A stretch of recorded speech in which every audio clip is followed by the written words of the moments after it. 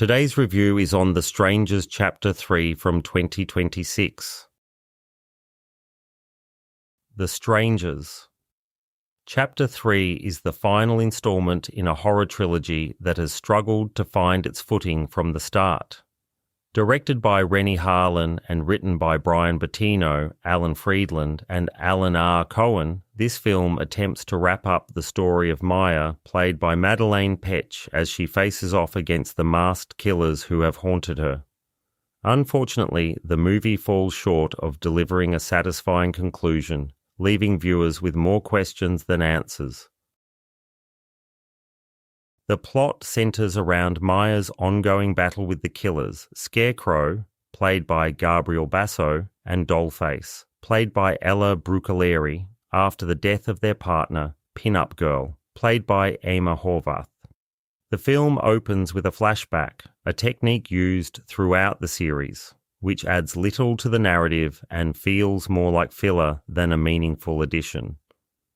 As Maya navigates this nightmare, she is left to fend for herself, with even the local Sheriff Rotter, played by Richard Brake, unable to provide any real assistance.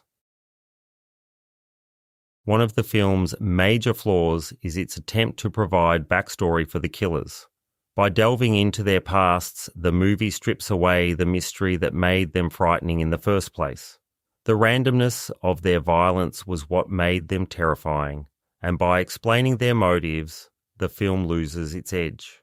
The narrative is further bogged down by unnecessary flashbacks and a convoluted plot that fails to engage the audience. The pacing of the film is another issue. Despite its relatively short runtime of 91 minutes, The Strangers Chapter 3 feels much longer due to its sluggish pace and repetitive scenes. The movie struggles to maintain tension, and the few moments of genuine suspense are overshadowed by predictable and uninspired storytelling. Madelaine Petsch's performance as Maya is one of the few redeeming qualities of the film. Despite the weak script and direction, she manages to convey a sense of desperation and determination that adds depth to her character. However, her efforts are undermined by the film's lack of coherent direction and character development. The film's attempt to tie up loose ends is clumsy at best.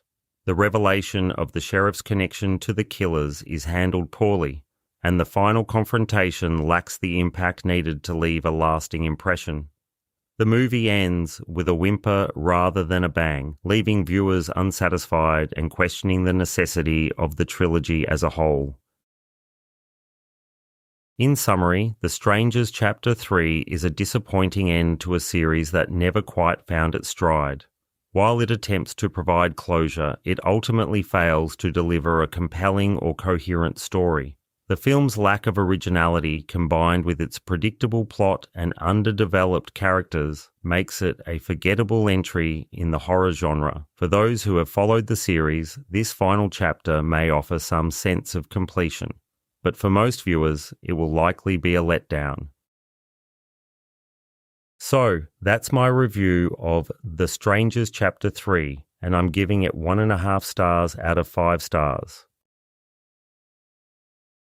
Thank you for listening. If you enjoyed what you've heard, please like, subscribe, and it will be great to see you next time.